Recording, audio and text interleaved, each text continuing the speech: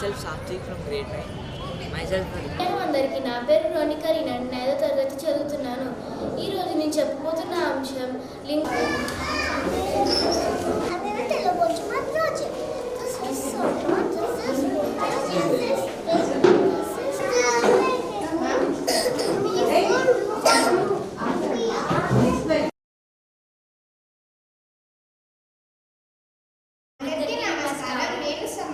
నేను సారక్కను. సమ్మక్క సారక్క జాతరకు వచ్చిన భక్తులందరికీ స్వాగతం సుస్వాగతం.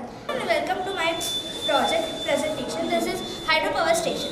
I'm Vedant and I'll be guiding you. Good afternoon everyone. Myself Tanmay from grade 6. Today's project is